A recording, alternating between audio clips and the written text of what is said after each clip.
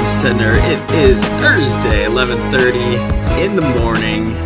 We are having a good trading day here. If you're new, go down to that bottom right-hand corner, hit that Options Tender logo, and subscribe. We just wanted to do a quick update on Facebook after earnings, diving down 25%.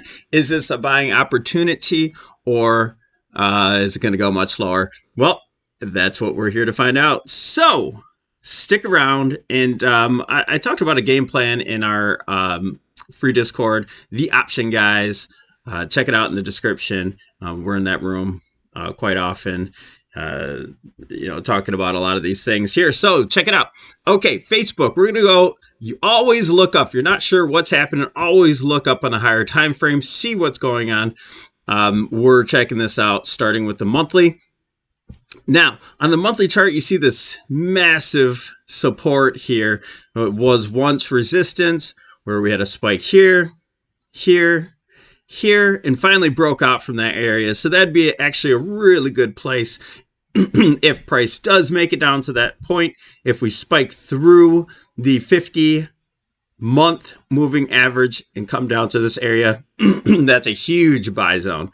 We do have some waning momentum on the MACD here, but nonetheless, we don't have any divergence. So the price could continue to go higher, and we could retest that blue MACD line with the yellow leader line, and perhaps even come higher above that and create divergence, have a lower high here, but actually have a higher high here. So I don't think this move is quite done yet. We do have a little divergence going on here with the RSI. It's starting to play out a little bit, but we're coming right into that bounce zone. You see where it bounced last time, right around this 40 area. Well, in a bullish market, that 40 area is pretty key. A lot of times you don't make it down to the 30, and we're right around that area. So maybe we start getting our bounce here for a higher position. I think so, and here's why. Let's go down to the weekly, see if we can get some more information going on. Bring up the weekly board. That's our big resistance there. Well, check this out. We have a channel with all these touches up top here. We're riding that channel for a long time on that wave 3. We have the possible wave 2 to wave 4. And this looks like a flat here. It doesn't look like a 1-2. It's possible, but this looks like a wave 4 flat. And then we're moving higher for either a wave 5 or what I am considering in this bullish scenario, a 1-2. As long as we're in this channel, I'm going to be bullish. And so we're coming up on the 200-week moving average. That's right around that 232 area. So I'm starting to buy shares. We're putting our stop under 230, which gives us a little bit of room.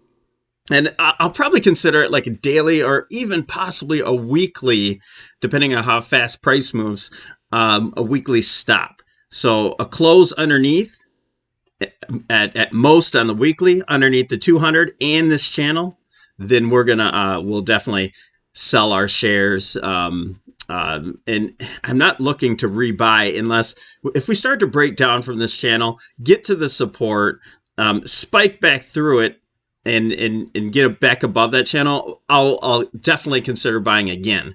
But we don't want to mess around with after we get down through this channel, this 200. If we close weekly underneath it to actually hold on to those shares. So enough time on that. MACD really getting down to that support area down from this last one here. So even though it's really headed to the downside, we might start to base at this point and curve up with support there. And the RSI, well, oversold. And so that's a good accumulation point for us on the weekly. All right. Getting a little closer on the daily, and then we'll end it here. All right, so we have our channel bottom. You see we have a little bit more room before we touch that. And we also have a 618 retracement. If this is a 1-2 from the bottom here to the top here, would be a 618 retracement. We get down to this area, that's another buy zone for me. I started accumulating now just in case this gap holds. And we start to move a little higher. It looks like not a very powerful move at this point, so we could test this zone, and there I'd buy a little bit more. So we're well oversold on the daily, and Not any divergence or anything yet, so it's possible we move down a little bit lower. But that's why I'm buying shares and not options at this point. I might consider, if we get down to this point, doing a long-term duration option. If you're interested in that, I do have a video on my YouTube channel. So that's about it, guys. Just wanted to check that out. We have all this confluence here for a buy zone. We get under there and close daily to weekly underneath this zone, and we're out. All right. Thanks for joining us here at Options Center. Have a wonderful rest of the day.